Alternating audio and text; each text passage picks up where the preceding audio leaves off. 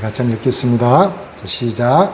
예후가 이와 같이 이스라엘 중에서 바알을 멸하였으나 이스라엘로 범죄케 한 느바스의 아들 여로보암의 죄 곧 베델과 단에 있는 금송아지를 섬기는 죄에서는 떠나지 아니하였더라. 여호와께서 예후에게 이르시되 네가 나 보기에 정직한 일을 행하되 잘 행하여 내 마음에 있는 대로 아합 집에 다 행하였은즉 네 자손이 이스라엘 왕위를 이어 4대를 지나리라 하시니라. 그러나 예후가 전심으로 이스라엘 하나님 여호와의 율법을 지켜 행하지 아니하며 여로보암이 이스라엘로 범하게 한 그 죄에서 떠나지 아니하였더라. 아멘. 기도하겠습니다. 오늘 말씀은 아시겠죠? 누구의 말씀이냐면 에후 장군에 대한 말씀이에요. 에후 장군이라고 있어요. 북이스라엘의 군대 장군이었던 에후 장군에 관한 이야기인데, 이 에후 장군에게 하나님이 은혜를 베푸셨어요. 수많은 사람이 있었을 텐데 이 에후에게 하나님 은혜를 베푸신 게 뭐냐면, 하나님이 엘리사 선지자 이야기한 거죠.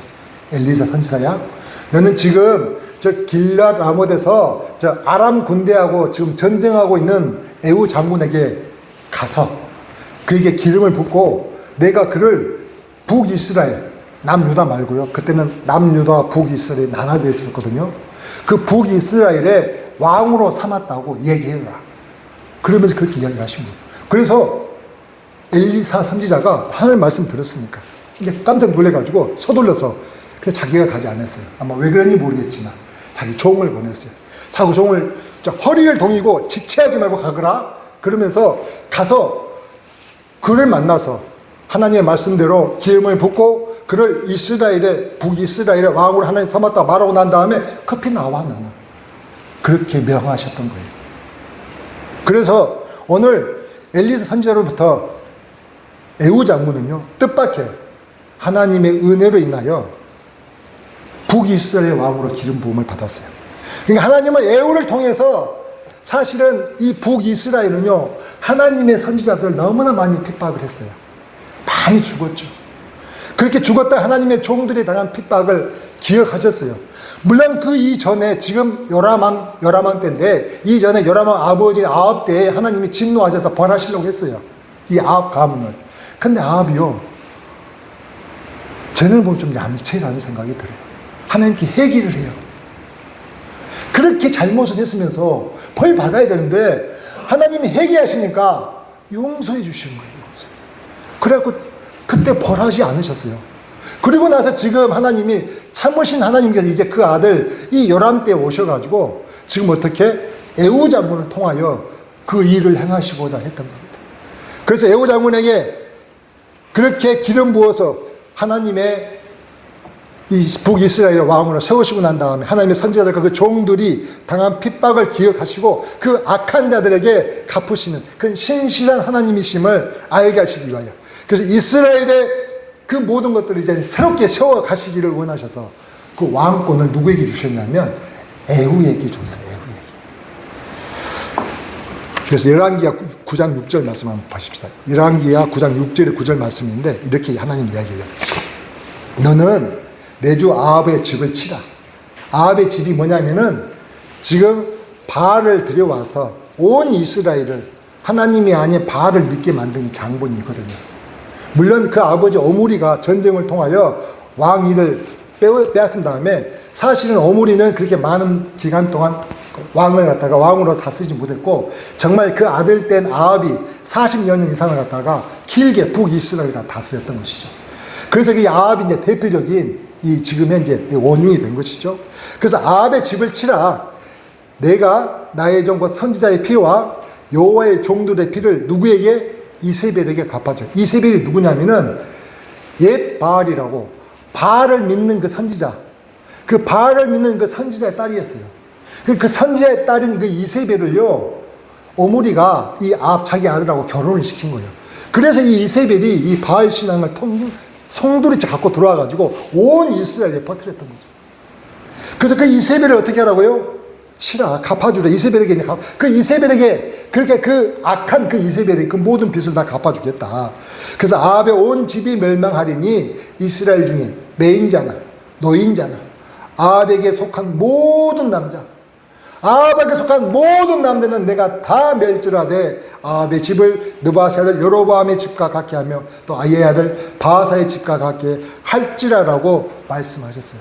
그래서 에후는 이 말씀대로요 어떻게 한 줄 아세요? 아합의 집 모든 사람들을요 다 깡그리 죽여버려요.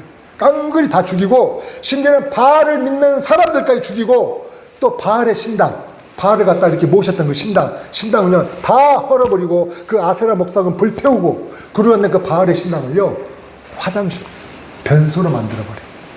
변소로. 근데 이렇게 철저하게 지금 하나님께서 에후를 왕으로 세우셨고 에후는 그 하나님의 명령에 따라서 그 모든 것을 지켰잖아요. 근데 오늘 우리가 읽었던 말씀 본문에 뭐라고 하셨습니까? 하나님은 30절 31절 보면 우리가 읽었던 말씀이죠. 뭐라고 하셨습니까? 다시 한번 봐봐요. 30절 여호와께서 에후에게 이르시되 네가 나보기에 정직한 일을 행하되 이 정직한 일은 뭐예요? 그 아합의 집의 모든 사람들 갖다 다 멸절시키라는 거죠. 멸절시키라는 대로 네가 잘 행했구나. 잘 행하여 내 마음에 있는 대로 아합 집에 다 행하였은즉 아합에는 모든 남자들 다 죽였은즉 네 자손이 그래서 하나님이 뭘 줬어요? 이제 거기에 대한 대가로 상을 주신 거예요. 그래서 내 자손이 이스라엘 왕위를 위해 4대를 지나리라 하시는 이 말이 굉장히 의미가 큰 게 뭐냐면 이 북이스라엘은 처음 시작하는 여로보암부터 시작을 해가지고 자식 때까지 내려간 적이 없어요. 당대에 끝났어요. 왜냐하면 또 새로운 사람이 와서 왕위를 갖다가 빼앗고 또 새로운 사람 왕위를 빼앗고 죽이고 해가지고 자식 때까지 내려간 적이 없었는데 단지 누가 내려갔냐면 오므리 왕조. 오므리가 아합까지 내려갔잖아요. 그래서 오므리 왕조 아합 요람까지 해가지고 이게 3대를 갖다가 지금 왕위를 해먹는 것이고 근데 그 3대를 해먹었던 왕위가 제일로 오랫동안 왕위를 갖다가 누린 거예요. 근데 몇 대까지? 지금 에후부터 시작한다면 5대죠. 에후를 빼고 4대를 지나리를 하셨으니까 거의 100여 년간 왕위를 갖다가 이어가게 하셨어요. 하나님 기뻐하신 거죠. 복 주신 거죠. 그랬으면은 야 하나님이 얼마나 기특히 했으면 이렇게 복 주셨나? 근데 봤더니 그러나 했어요. 그러나 뭐가 그러나일까요? 볼까요? 그러나 31절 봤더니 에후가 전심으로 이스라엘 하나님 여호와의 율법을 지켜 행하지 아니하였다. 야 그렇게 잘했다고 하시더니 이스라엘 하나님 여호와의 율법을 지키지 않았대요. 행하지 아니하면 여로보암이 이스라엘로 범하게 한 그 죄에서 떠나지 아니하였다라고 이야기하고 있다는 것이죠. 이게 뭡니까? 이게 뭔 말이냐는 거죠. 아니 하나님 말씀대로 아합에게 속한 모든 남자를 다 멸절하여 순종한 그에게 하나님 잘했다고 하셨잖아요. 칭찬하시고 상을 주셨잖아요. 그뿐만 아니라 그의 4대 이르기까지 그 왕위를 이어가게 하셨잖아요. 왕위를 이어가게 한 것만이 대단한 거죠. 왜냐하면 숱한 사람들 와서 들고 나와가지고 그렇게 왕위를 빼앗아 버렸기 때문에 대단한 거였죠. 그런데 하나님은요 그렇게 상을 베푸신 하나님께서는요 하나님의 율법을 지키지 않았다고 하시는 거예요. 네가 내 말대로 순종을 한 건 알겠는데 그래서 내가 내게 상은 주는데 네가 보니까 처음에 내 말을 받았을 때와 달라졌어. 네가 처음에 내 말을 받았을 때와 달리 변했다고 지금 말씀하시는 거 아닙니까? 이게 변했다는 거죠. 그러니까 하나님을 향한 그 열심이 너무 지나친 나머지 욕심이 되어버린 거죠. 하나님을 향한 그 열심이 너무 지나쳐가지고 어떻게 되었다고요? 욕심이 되어버렸다. 욕심이 되어버리니 그 안에 욕심으로 인하여 하나님의 마음이 어떻게 됐을까요? 사라져버린 거죠. 그래서 그 하나님의 율법을 지키지 않고 여로보암이 이스라엘에게 범하게 한 그 죄에서 이스라엘 백성이 떠나지 않게 하였다는 것이죠. 근데 여러분 이게 얼마나 큰지. 그래서 오늘 말씀의 제목을 욕심이 되어 변해버린 예후라고 정하고 주신 은혜를 나누고자 해요. 여러분 이 예후가 지키지 않은 하나님의 율법을 말씀에서 뭐라고 하겠습니까? 여로보암이 이스라엘에게서 범하게 한 죄라고 이야기하지 않았습니까? 그 죄에서 떠나지 않게 했다고 이야기했어요. 그래서 우리가 이 말씀을 좀 더 자세하게 이해를 하고 싶으면 여러분도 집에 가셔서 이 열왕기 상하를 좀 읽어보실 필요가 있어요. 그럼 재밌어요. 이게 역사서거든요. 너무나 재밌어요. 그래서 이렇게 설교 듣는 거에 끝나지 마시고 집에 가서 뭘 읽어본다? 열왕기상을 한번 읽어보시는 거예요. 이 설교를 듣고 읽어보면은 새부터 더 감회가 새로운 거죠. 읽어보셔야 돼요. 그리고 또 지금 이 여로보암의 죄에 대한 이야기는 열왕기상 13장에 14장 보면은 기록이 되어져 있어요. 그러니까 여로보암이 이스라엘에게 범하기엔 제가 뭔지는 자세하게 기록이 되어져 있거든요. 그럼 먼저 여로보암은 누구며? 여로보암 누구면 그래도 여러분들이 읽기 전에 오늘 이 말씀을 통하여 좀 소개를 할 거예요. 그리고 그가 어떤 죄를 백성들에게 범하고 하였는지를 갖다가 한번 제가 말씀을 해드릴게요. 사실 여로보암은요, 솔로몬 왕 때에 솔로몬 왕의 사실은 그 관리였죠. 솔로몬 왕의 부하 관리였던 거죠. 유능한 어떤 건축가였어요. 그래서 솔로몬 왕이 당대에 수많은 건축물을 지었잖아요. 그래서 그 유능한 건축의 감독관이 되어가지고 그 건축을 갖다가 감독했던 아주 유능한 사람이었던 거예요. 근데 이 솔로몬 왕이 보세요. 이 여로보암을 죽이려고 했어요. 자기의 그 충실한 건축 감독관이었던 이 여로보암을 왜 죽이려고 했을까? 그것은 솔로몬 왕에게 이 여로보암이 반기를 들었던 거죠. 뭔 반기를 했더니 당시에 솔로몬 왕은 그렇게 수많은 건축물을 갖다가 짓다 보니까 백성들이 어떻게 해요? 노역이 필요하잖아요. 일을 해야 할 거 아니에요. 그래서 그 백성들을 갖다가 다윗성 짓는 데마다 몇 년이 걸렸잖아요. 그것만이 아니에요. 또 어떻게 또 수많은 여자들 들여와서 그 신당들 짓고 건축물들을 이런 말로 계속 짓는 거예요. 그러니까 백성들이 삶을 제대로 살아갈, 물론 계속 일하는 건 아니죠. 또 솔로몬 왕은 그걸 갖다가 이제 지혜롭게 한다고 해가지고 해가리에서 오래 가고 뭐 이렇게 구역을 나누어 가지고 돌아가면서 이렇게 구역을 하게 만들었지만은 그게 쉬운 일입니까? 자기 모든 생사를 버리고 나가서 그렇게 해서 공사의 일을 한다는 게 쉬운 일이 아니었던 거죠. 그래서 백성들이 지쳐버렸어요. 그럴 뿐만이 아니라 그 많은 건축비를 감당하기 위해서 세금은 또 얼마나 많았어요. 그래서 백성들은 솔로몬 왕의 그 위세 때문에 몰라 말도 못하고 위세에 눌러가지고 그렇게 끙끙거리면서 그 무거운 부역과 세금을 감당해야 했던 거죠. 그걸 누가 알았겠어요? 그죠. 건축 담당관이었던 이 여로보암은요, 금방 알았어요. 아, 이게 왕이 너무 심하구나. 그래서 이 심한 왕에 대해서 백성 편을 들었던 것 같아요. 그러니 솔로몬 왕이 죽이려고 하지. 네가 나에게 내 녹을 먹으면서 내 일을 하면서 내게 반기를 들어? 네가 백성 편에 선다고? 그런 거 아니겠어요? 그러니까 자기를 죽이려는 걸 한 이 여로보암은요, 어디 도망가냐면 애굽으로 샥 도망가 버려요. 애굽으로. 그렇게 해서 이제 죽지 않고 살았는데 솔로몬 왕이 죽었다는 소리를 들었어요. 그래서 다시 들어와요. 다시 이스라엘 들어온 거죠. 솔로몬 왕이 죽었다는 소리가 이스라엘 들어온 다음에 이제 백성들이 그 다음에 솔로몬을 위해서 르호보암이, 그 르호보암 아들이 이제 이스라엘의 1대 왕이 됐잖아요. 3대 왕이 된 거죠. 그래서 백성들이 이제 모두 모여가지고 르호보암 왕에게 찾아가요. 뭐라고 찾아가냐면 당신의 아버지 때 우리는 너무 힘들었다. 그래서 우리에게 그 심한 그런 부역을 갖다가 이제는 좀 경감해달라. 너무 힘든다. 그래서 그렇게 이야기를 하니까 이 르호보암이 잠깐 기다려 해가지고 이제 내가 생각해보고 결정해준다고 해서 결정을 하게 되는데 그때 솔로몬 왕 때부터 그렇게 함께했던 그 늙은 관리들, 지혜로운 관리들이죠. 오래된 관리들은요, 그래, 당신 아버지가 너무 힘들게 했어요. 당신이 계속해서 왕으로서 그 백성들을 다스리고자 한다면 이제는 그 백성들을 이제는 좀 경감해줘서 가볍게 해줘서 좀 다독거려줘야 돼. 그렇게 이야기를 했었거든요. 근데 그 르호보암과 같이 친구들, 같이 이제 커왔던 친구들은 또 친구들에게 또 물었어요. 물었더니 친구들이 아이고 왕이시여. 아니 그래야 됩니까? 더 엄하게 하셔야 돼요. 그렇지 않고 오냐 해주면 얘들 기어 올라서 안 돼요. 하면서 더 엄하게 해달라고 이렇게 하니까 르호보암이 누구의 말을 들었냐면은 그 어르신들의 말을 듣지 않고 자기 친구들의 말을 들었어요. 그래가지고 그 백성들에게 이야기했죠. 나는 더 가혹하게 너희에게 그 모든 것들을 다 행할 거야. 더 혹독하게 할 거야 하면서 그렇게 이야기를 하자 이 백성들이 이제 뿌리 난 거예요. 그래서 그 10지파가 예전에 자기 편을 들었던 사람이 누구였다고요? 여로보암. 그 여로보암을 갖다가 왕으로 세우고 북이스라엘이라는 새로운 나라를 갖다가 만들게 되었던 거죠. 이제 내가 솔로몬에게서 받을 녹이 없다.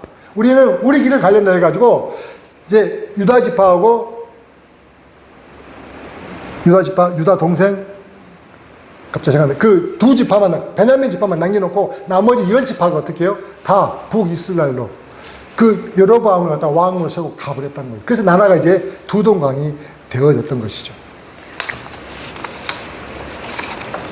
그런데다가 이제 그렇게 해가지고 여로보암이 이제 북이스라엘 왕이 됐어요. 왕이 됐는데 왕이 되고 나서 이렇게 물론 그때는 힘이 약했지만 하나님께 또 도와주셔가지고 르호보암부터 전쟁도 면하게 주셨는데 생각해 보니까 더 고민이 되는 게 있어요. 그 고민이 되는 게 뭐냐면은 그 모든 그때 당시 이스라엘 문화의 중심지는 어디냐면 예루살렘 성이었거든요.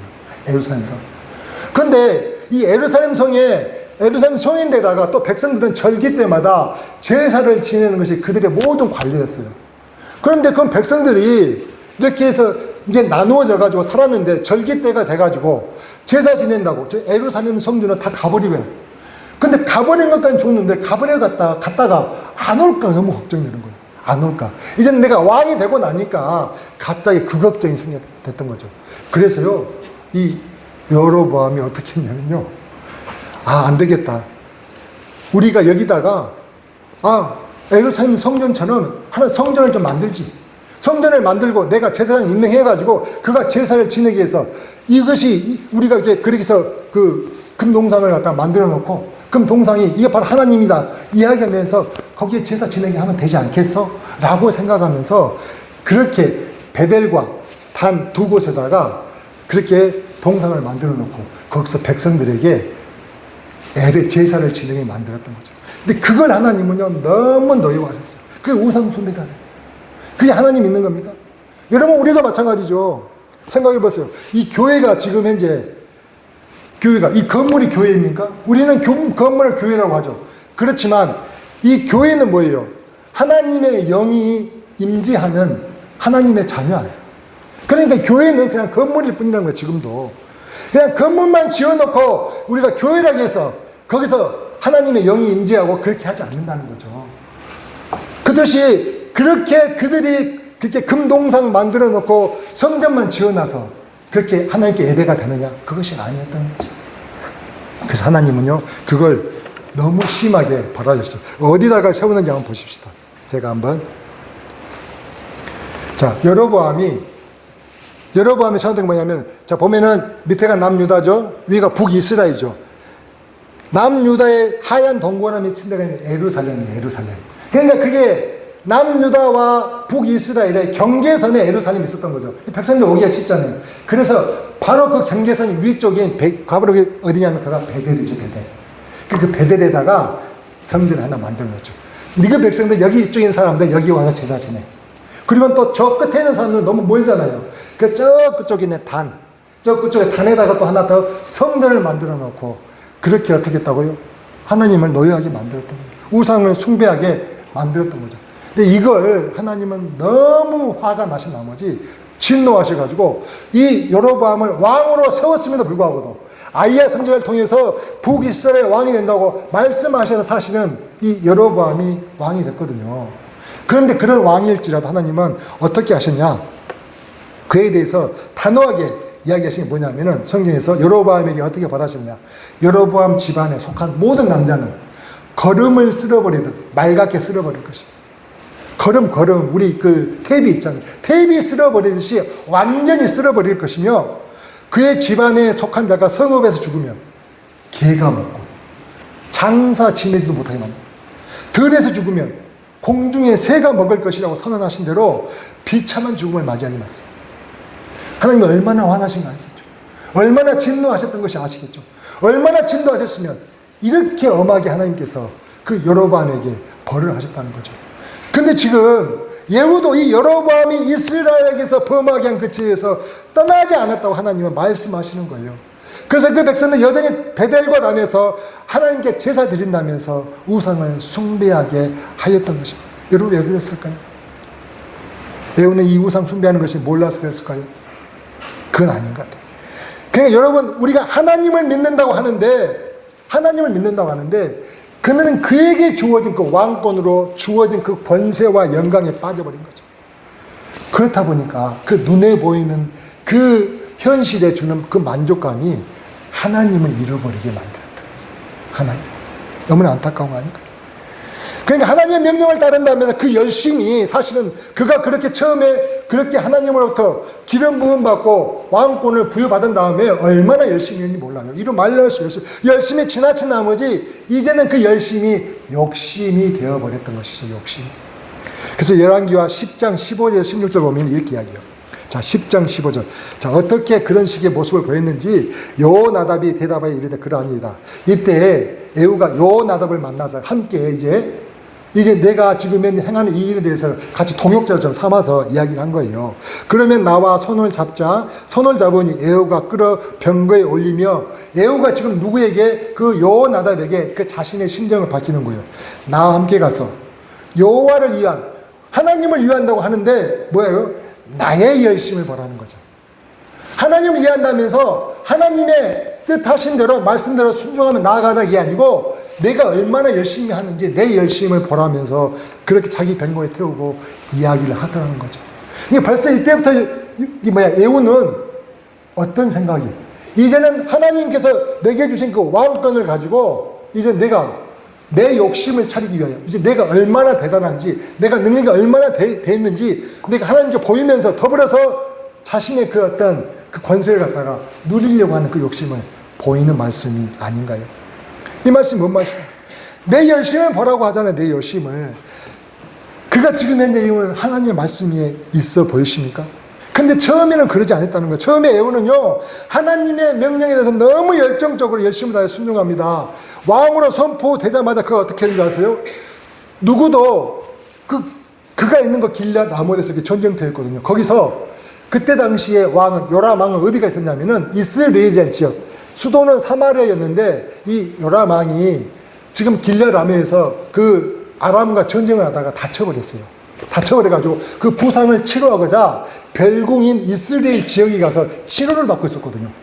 그러니까 그것을 안 누구는 에후는 이 소식을 누구에게, 즉 이스라엘 지역에 있는 요람 왕에게 아무도 알려주면 안 돼. 절대 여기 있는 사람들 밖에 나가지 못하고 단속을 시켜 이렇게 이야기하고요. 쏜살같이 성경은 뭐라고 이야기하면 미친 듯이 달려갔던 거죠. 그게 미친 듯이 그렇게 이스라엘에 있는 그 요람 왕에게 쫓아갑니다. 그렇게 해서 달려가고 난 다음에 요람 왕이 아람 전쟁에 부상을 입으면서 그 이스라엘 지역에서 요양하고 있었던, 그리고 그 요양하고 있는 또 요람 왕을 보러 남유다의 아하시아 왕이 또 방문해 있는 상태였어요.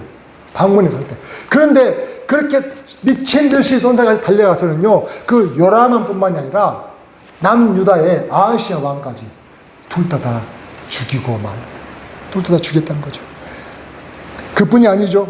또 수도인 사마리아에 전가를 보내요.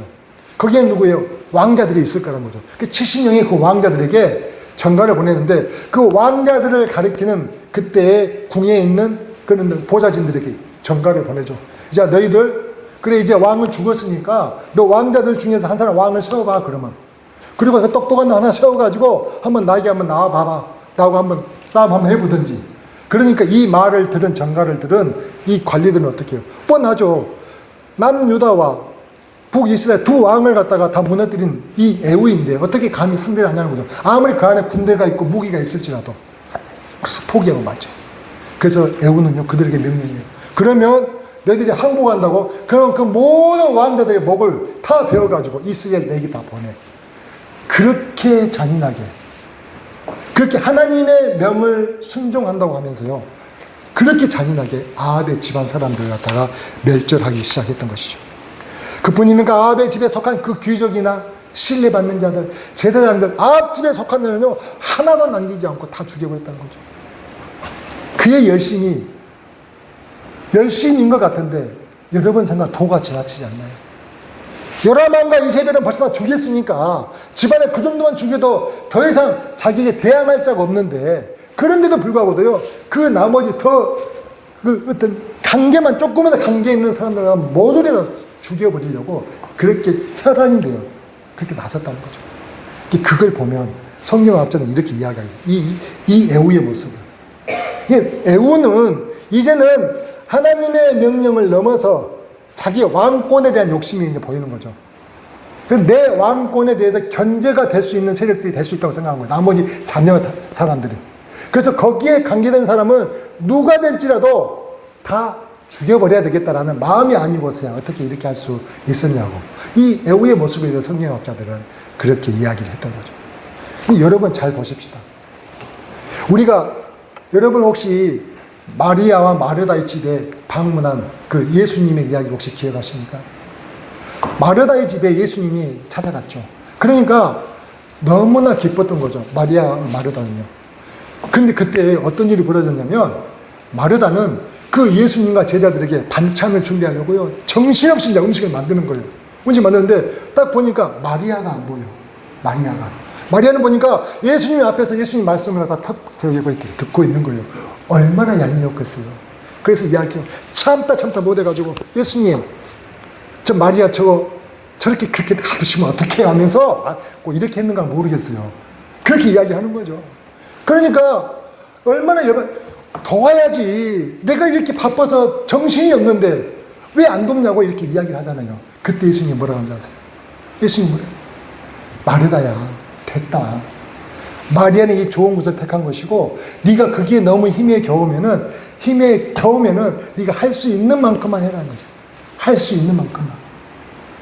우리는 그런 거죠.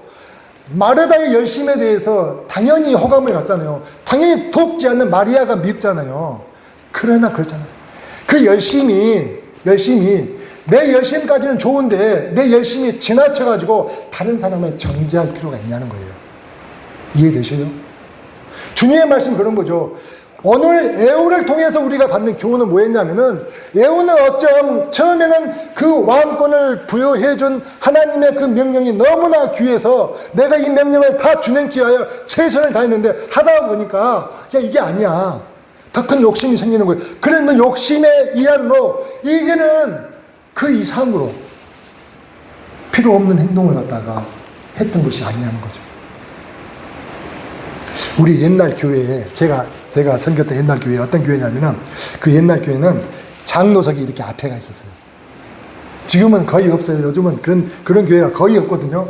지금은 없어졌어요. 지금 없어졌는데 뭐 한 몇십 년 전까지 한 10여 년 전까지 거기는 있었어요. 그러다가 이제 몇 년 안 돼, 한 10여 년 전에 없어졌나? 이게 아주 오랫동안 항상 이렇게 성도도 자리가 있고 이게 이제 이쪽에 성가대석이 있고 반대편에 여기에는 장로님들이 이렇게 한 세 줄, 탁자 세 줄 해가지고 장로님들이 이렇게 앉아 있어요. 따로. 그러면 이제 그 장로님들도요, 얼마나 재밌냐면은 피택 받은 순서대로 앉아야 돼. 피택 몇 개 받은 사람이 앞에 앉아 있으면 혼나. 그래서 딱 자기 자리가 비어 있어도 절대 앞으로 안 가. 항상 거기 앉아. 그런 교회인데. 근데 이게 여러분, 예배를 잘 드리면 좋잖아요. 그럼 어떻게 될까요? 초셔. 그 앞에서 조는 거야. 그냥 온 교인이 다 보이지. 보통 막 고개가 떨어졌다 일어나기도 하고, 거의 대부분 또 항상 조는 분은 정해져 있어요. 내가 누구라고 이야기했어. 돌아가셨으니까. 그렇게 조는 거예요. 그래서 어떤 사람이 기도를 했대요. 하나님, 은혜가 안 됩니다. 장로님이 저 앞에 저렇게 졸아서 쓰겄습니까, 주님? 은혜가 안 돼요. 라고 기도를 한참 했더니 응답이 안 돼요. 응답이 하나님한테. 하나님 말씀하시기를, 애야, 그래? 근데 너 그렇게 거기 앉아서 장로님 정죄하지 말고 너도 차라리 자는 게 낫지 않겠냐? 라고 얘기하시더라. 하나님은 뭐냐면 왜 정죄하냐는 거예요. 왜 판단하냐는 거예요. 차라리 네가 조는 것이 더 낫다는 거지, 정죄하는 것보다. 뭔 말씀 이해되셔요? 그의 열심은 야, 우리가 예배를 드리는데 이래서는 되겠냐라는 그 열심은 그래, 좋죠. 열심은 좋은데 과한 거죠. 그 열심이 판단하라는 열심이 되면 안 된다는 거예요. 뭔 말씀 이해되셔요? 우리가 정말 생각을 해야 될 부분이라는 거죠. 혹시 여러분, 그러니까 우리가 예우는요 어느 정도였냐면은 그렇게 이스라엘 지역에서 수도 사마리아 지역으로 와서도요, 사마리아에 남아있는 그 아합에 속한 자 다 메레스뿐만 아니라 심지어는 그 바알에 속한 사람들 다 죽이고자 어떤 계략을 세웠냐면은 바알의 큰 제사를 지낸다고 이렇게 이야기해요. 그래서 모든 바알을 믿는 사람들 다 오늘 큰 제사를 드릴 테니까 다 와라. 그래가지고 바알을 믿는 제사장, 선지자, 바알을 믿는 사람들, 바알에 일하는 사람들, 모든 사람들 갖다가 온 나라에 있는 사람들 다 모으죠. 왜 큰 제사 전혀 한 사람도 빠짐없이 오라고 했으니까. 그렇게 하고 온 사람들을 갖다가 딱 제사를 지내고 하고 난 다음에 문을 잠그고, 그런 다음에 제사를 한참 지내고 난 다음에 이제는 어떻게 해요? 군인들 보내가지고 그 안에서 하면 다 죽여버리고, 그리고 그 아세라 목상 불태우고, 그리고 그 모든 신당들을 어떻게 해요? 그 변소를 만들었다니까요. 화장실을 만들어버렸어요. 그 과한 거죠. 자기 위세, 나는 하나님의 그 능력을 받아서, 하나님의 위임을 받아가지고 내가 이런 대단한 이제 왕이 되었다라는 그 권세를 갖다가 뭔 이름으로? 사명이라는 이름으로. 사명이라는 것을 비밀로 해가지고 자기 그 정치 기반을 안정적으로 확보하기 위해서 그렇게 불안한 요소들을 갖다가 이제는 자기가 심판관이 되어가지고 다 제거해버렸다는 거죠. 근데 그것마저 하나님은요, 용인해 주셨어요. 하나님 이야기하셨으니까. 근데 우리에게도 이런 과한 열심이 있을 수가 있다는 거예요. 과한 열심. 정말입니다. 교회 안에서요, 그것이 그 욕심에 그 사단이 있게 역사를 하거든요. 그래서 이 함께하는 공동체를 갖다가 흔들어대는 거예요. 이해되십니까? 예전에 보면은요, 예수님 시대에 바리새인들이 있었죠. 이 바리새인의 의미가 뭔지 아십니까? 바리새인의 의미가 구별된 자라는 뜻이에요. 구별된 자. 그래서 처음에 이 바리새인들은요, 그들이 그 가진 신앙에 대해서 얼마나 정말로 순수했냐면, 그 당시에는 헬레니즘 문화, 그리스 문화죠. 이 그리스 문화가 그들에게 이렇게 다가왔었을 때 그걸 갖다 배척하기 위해서 우리는 절대 거기에 어떻게 타협하지 않고 동요되지 않는다 해가지고 목숨을 내놓고 사수하면서 지켰던 사람들이에요. 그래서 그 이방 문화 타협하지 않고 구별된 자로서 그 삶을 살기 위해서 바리새인이라고 했다니까요. 나는 구별된 삶을 살겠다는 그 이름이었어요. 그 이름 자체가 바로 자기의 호칭이 됐던 거죠. 그래서 수많은 그렇게 위협 속에서 순수한 그 유대계의 신앙과 율법을 지키고 노력했던 사람들입니다. 특별히 이제 그때는 이 바리새인들보다도 사두개인들에게 정치에서 그 모든 걸 갖다가 지고 표구할 때 그 사두개인들에 맞서서 율법을 단순히 형식적으로 지키는 것이 아니라 내 삶 가운데도 그 율법을 갖다가 그대로 지키면서 살 수 있도록. 그래서 하나님 그 율법과 모세의 전통을 철저히 지켜나가고, 또 부활과 이 종말론적인 하나님 나라를 갖다가 믿고 의지하면서 그 진보적이고 영적인 신앙을 가진 사람들이요, 그 당시에 바리새인들이었어요. 그런데 그들의 하나님을 향한 그 믿음이 더 어떻게 시간이 지나면서 더 잘해본다고 하면서 그 열정이 어떻게 너무 지나치다 보니까 어떻게 됐어요? 이제는 그 열정이 지나치다 보니까 율법의 저문들을 갖다가 수없이 만들어내면서 이제는 그게 거치대가 된 거죠. 난 율법을 이렇게 지키는 사람이 하면서 그 거치대가 되어서 위선에 빠진 그런 변질된 사람들이 되어버렸다는 거 아십니까? 대표적인 게 613개 율법 조항을 만들었다고 하잖아요. 하라는 조항이 248개야. 하지 말라는 조항이 365개야. 그 조항을 가지고요, 사람들을 그렇게 얽어맸다는 것이죠. 심지어는 하루에 몇 번 기도한다는 거. 그것도 다 나와 있어요. 하루에 몇 번 기도해야 되고, 금식을 몇 번 해야 되고, 헌금은 어떻게 하고, 기도는 또 어떻게 소리치면서 하고. 그래서 나는 세리의 기도와 같지 않다고 이야기했던 게 바리새인들 아니겠습니까? 그 당시에 또 헌금도 어떻게 다 동전이잖아요. 그러면 떨어뜨릴 때마다 소리가 나잖아요. 그래서 내가 우르르 소리를 내면서 그렇게 자기의 자기의 어떤 그 권세를 갖다가 자랑을 했던 그 바리새인들. 그래서 주님은 그들에게 뭐라 했어요? 그 열심이, 그들의 그 열심이 욕심으로 변질된 그들을요, 해칠한 무덤 같은 자들이라고 책망하셨습니까? 그랬습니다. 여러분, 이게 지나치면 그 열심이요, 그렇게 욕심이 될 때 사단은 그렇게 강교하게 그들을 가지고 역사한다는 것이에요. 이런 모습은 바리새인들뿐만이 아니죠. 지금의 우리들에게도 있다는 거 아십니까? 심령이 목사들에게도 있어요. 목사들도 이렇게 성도들이 작을 때는 이렇게 너무 열심적이죠. 얼마나 헌신적인지 몰라요. 그렇게 정말로 간을 빼놓듯이 열심히 하다가 부흥이 되고 이제 교회가 좀 커지잖아요. 그러면 이제 딱 목사의 권위를 갖다가 이제 내세우고, 그래서 자기 뜻대로 그 교회를 갖다가 좌지우지하려고 합니까? 그렇다는 거죠. 사람의 욕심이라는 게. 그게 그렇게 열정이 지나쳐서 욕심이 되어져 버리면 그 믿는 자들도 순간 거기에 현혹되어 넘어갈 수밖에 없다는 것입니다. 그래서 우리는 그 정말로 우리의 열심이 욕심이 되지 아니하도록, 교묘하게 우리를 갖다가 그렇게 유혹하는 그 욕심이 되지 않도록 늘 말씀에 우리를 비춰봐야 하는 거예요. 말씀에 있어서 우리를 비춰봐야 한다는 것이죠. 물론 믿음 생활하는 우리들도 예일 수 없잖아요. 여러분들도 아시다시피 열심은 너무 아름다운 모습인데 너무 열정적인 열심이요, 문제를 낳을 때가 있다는 것이죠. 그래서 남을 판단하잖아요. 참된다고 판단을 하고 그렇게 이야기를 하지 않습니까? 그렇다면 그 열심을 내지 말라는 것이냐? 그건 아니라는 거죠. 그 말이 아니잖아요. 열심이 문제가 아니라 열심 자체가 너무 지나쳐가지고 하나님의 마음이 그들 가운데 사라져버린 것이죠. 보이지 않는 것이 문제라는 것입니다. 그래서 옛말에 뭐란 줄 아세요? 과유불급이라고 해요. 과유불급. 너무 지나치면 모자란 것만 같다는 것이죠. 너무 지나치면 차라리 모자란 것만 같은 결과를 낳는다고 이야기해서 과유불급이라고 이야기하지 않습니까? 그래서 우리는 늘 이 열심이, 나의 열심이 욕심에 되지 않도록 늘 말씀에 나 자신을 돌아봐야 하는 거예요.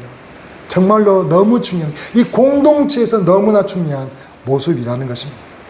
여러분, 우리가 전심으로 하나님을 믿는다는 것은 그래서 쉬운 일이 아니에요. 전심으로 우리가 열심을 내어 하나님을 믿는다는 건 결코 쉬운 일이 아니죠. 그렇다고 해서 우리가 어렵다고, 그 일이 불행하고 힘들고 안 되는 일인가요? 아니라는 거죠. 왜 전심을 우리가 하나님을 섬길 때, 그때요, 내가 아는 것 같지만 나의 하나님이 나를 도와주셔서 나로 형통케 하는 은혜를 맛보게 되기 때문에, 마치 뭐와 같냐면은 그렇게 노예로 있다가 감옥에 들어간 그 요셉에게 하나님이 형통케 하셨던 것처럼 주의 손이 그 모든 가운데서, 그 힘듦에, 그 열심 가운데 주님이 형통케 하신 은혜를 부어주실 것이기 때문에, 물론 그렇게 우리가 전심으로 열심을 다 하나님 믿는 건 쉽지가 않겠지만, 그러나 그 하나님의 형통함을 바라며 우리가 그 믿음으로 말씀에 서서 나아가야 한다는 것입니다. 여러분, 애후의 문제가 무엇이었습니까? 애후의 문제가 무엇이었냐고요? 하나님이 심판하라고 주신 그 하나님의 마음이 그에게서 떠나가고 그가 심판관이 되었다는 것이니까요. 그의 열심이 하나님께서 주신 그 권위와 권세를 가지고 이제는 자신이 심판관이 되어서 그렇게 판단하며 정죄했다는 것이죠. 하나님이 심판하는 것보다 더 잔인하게 그래서 사람을 죽였어요. 그리고 하나님 앞에 자신을 잊어버리고 그는 자신의 욕망을 채우기 위해서 하나님의 이름으로 그 세상의 권수와 영광을 취해갔던 것이라는 거죠. 그러니까 이걸 보면은 저는 그런 생각이 들어요. 야, 그렇게 특별히 지명해 줬잖아요. 뜬금없이 가가지고 그에게 하나님의 은혜를 베푸신 거잖아요. 그래서 이락 군대 장관에서 왕이 된 거 아닙니까? 특별히 그렇게 지명을 하나님께서 왕권을 주셨는데 그 복으로 하나님의 영광이 되지 못했을까? 왜 하나님의 영광이 되지 못하고 오히려 하나님의 심판을 받게 되었을까라는 그 안타까움이 있다는 것이죠. 안타까움. 처음처럼 그 마음을 지켜갈 수 없었던 것일까? 그런 마음이 들었어요. 그래서 우리는 예언을 통하여 우리 삶을 다시 한 번 더 반면교사를 삼았으면 좋겠어요. 욕심에 빠지지 않는 열심을 소유하는 사람이 되어야겠지만, 혹여나 우리가 그렇게 유혹에 넘어졌을지라도 하나님은요, 다시 돌아오라고 하세요. 그래서 내 안에 돌아와서 거하기를 바라시는 하나님이시면 또 잊지 않으시면 된다는 것입니다. 그래서 요에서 2장 12절 이렇게, 여호와의 말씀에 너희는 이제 다 금식하며 울며 애통하며 마음을 다해 내게로 돌아오라 하셨나니, 너희는 무엇을 찢지 말고 옷을 찢지 말고 마음을 찢고 내 하나님 여호와께 돌아올지어다. 그는 은혜로우시며 자비로우시며 노하기를 더디하시며 인애가 크시사 뜻을 돌이켜 재앙을 내리지 아니하시나니라고 말씀하십니까? 그래서 그 하나님께 돌아오는 거예요. 이해되십니까? 그래서 언제든지 우리는 그 하나님께 다 가기만 하면 된다는 것입니다. 그래서 오늘 이 은혜가 저와 여러분의 삶에 정말 도전이 되셨으면 하는 말씀으로 오늘 말씀을 나눴어요. 도전이 되셔서 주의 은혜를 만끽하시기를 주님으로 축복합니다. 아멘. 그래, 같이 한번 말씀을 생각하며 기도하십시다. 우리 하나님, 오늘 우리에게 말씀하십니다. 열심을 가지고 내 하나님의 일을 순종하며 나아가기를 바라신 하나님. 그러나 하나님은 말씀하세요. 그러나 그게 욕심으로 미혹이 되어 그 하나님의 마음을 잃어버리지 않기를 소망하며 하나님의 애운을 통해 우리에게 교훈을 주십니다. 이제는 우리는 그 하나님, 이제는 온전히 하나님 우리에게 허락해 주신 그 은혜를, 그 사랑을 이제는 온전히 감당하며 이제는 주님 나라는 그날까지, 우리 믿음의 경주를 다하는 그날까지 흔들리지 않고 내 남을 정죄하지 않고 내 욕심을 통하여 이제는 그들에게 은혜 베푼다고 하면서 그들을 판단하지 않고 그 은혜 가운데 우리가 온전히 거하는 삶을 살기 위해 다시 한번 우리를 비추어 보시기를 소망하며 기도합니다. 주님, 오늘 예우는요, 하나님의 명령에 따라 그렇게 악한 자들에게 하나님의 공의를 드러내고 이스라엘을 새롭게 하라 하신 말씀대로 나아갔습니다. 그러나 그의 열심은 처음에는 그 열정적으로 순종의 삶을 살게 했으나 그에게 스멀스멀 다가오는 그 욕심의 유혹을 붙잡아 이제는 자신이 심판관이 되어가지고 하나님을 대신하고자 했습니다. 자신의 권세를 견고히 하고자 반란의 피가 될 수 있는 자들을 가혹하게 죽였습니다. 그것이 자신을 더 영광스러운 성공의 길로 인도하는 것으로 알았지만 하나님은 그의 마음의 중심을 보시고 그가 하나님의 율법을 지키지 아니하고 백성들의 죄를 범하도록 방관하게 하였다고 말씀하셨습니다. 그래, 그의 인생은요, 그가 그랬던 그 성공이 아니라 하나님 앞에서 실패자가 되었음을 우리에게 알게 하셨습니다. 주님, 옛말에 과유불급이라 했듯이 우리 사람에 있어서도 지나친 오히려 부족한 바와 같음을 기억하게 하옵소서. 오직 우리의 열정은 주님 말씀에 있어서 주님과 함께 가야 온전한 성공을 이룰 수 있음을 깨닫게 하옵소서. 열심히 문제가 아니라 그런지라 그 안에 하나님의 마음이 없는 것을 문제임을 다시 깨닫게 하셨사오니 주와 더불어 주어진 그 삶의 여정을 다하는 날까지 우리는 내 주의 마음을 잃지 않는 자들 되게 하여 주시옵소서. 예수님의 이름으로 기도하옵나이다. 아멘. 찬양하겠습니다.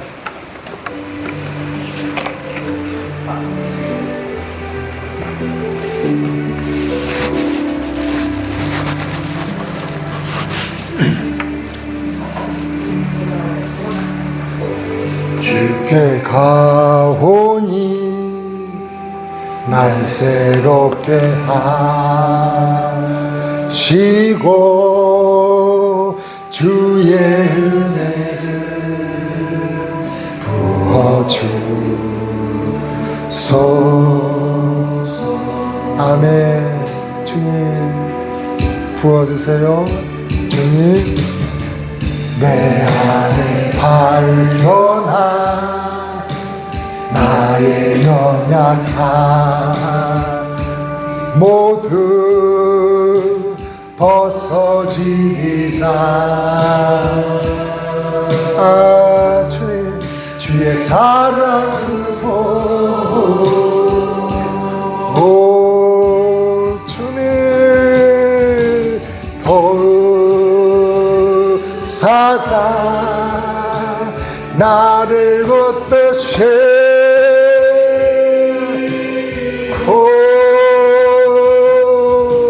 주 곁에 나를 이끌소서.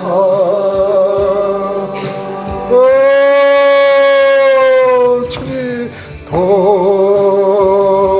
독수리 날개쳐 올라가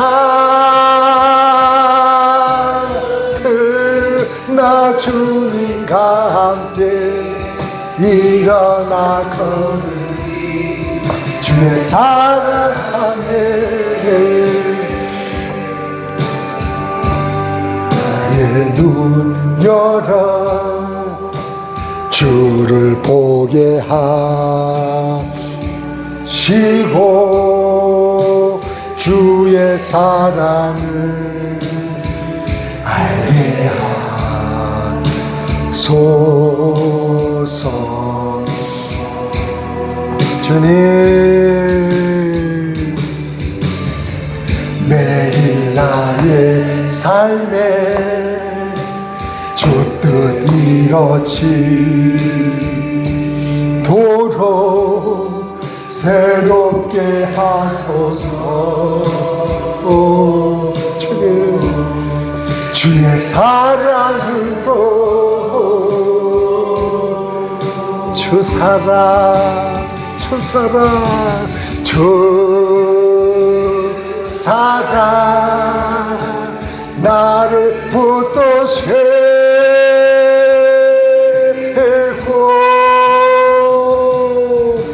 주 곁에 나를 이끄소서. 주님 독수리 날개쳐 올라가. 주님 나 주님과 함께 일어나 걸으리. 주의 사랑 안에 주님 주 사랑 나를 붙드시고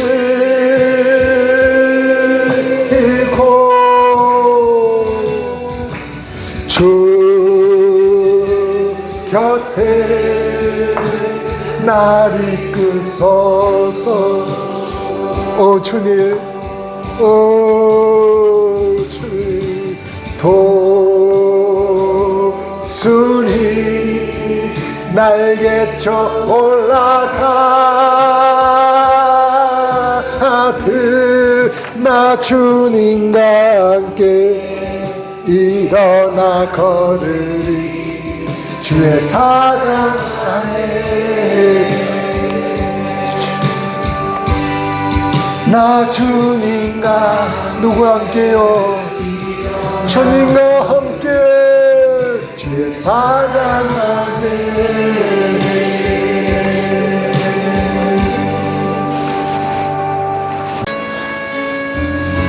찬송을 모르는 찬양일지라도 이렇게 하나씩 배워야 하기 때문에 그래서 이번 기회를 통하여 또 이렇게 우리가 녹화를 할 거니까 그래서 집에서 들어보세요. 주님 곁으로 날 이끄소서. 내 모든 것 다 드리며 주 음성 듣기 원하네. 나의 참 소망 그 무엇과도 바꿀 수 없는 주 사랑 그 품에 안기리. 주님의 길로 인도하소서.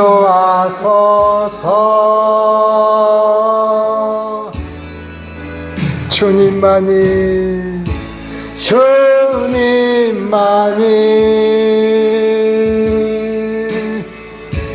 내 모든 것 대신이 주님만을 더 알게 하소서. 곁으로 날 이끄소서. 나를 이끄소서. 내 모든 것 다 드리며 주 음성 듣기 원하네. 나의 참 소망 그 무엇과도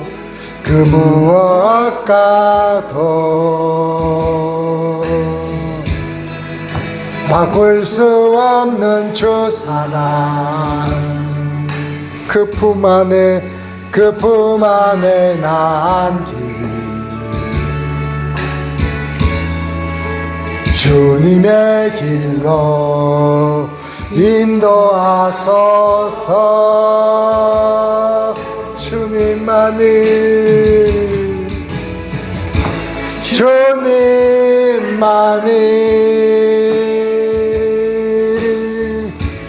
내 모든 것 대신이 주님만은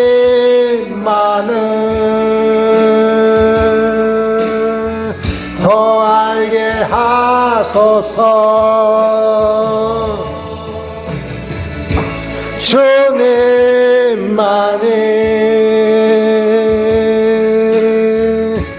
내 모든 것 대신이 주님만은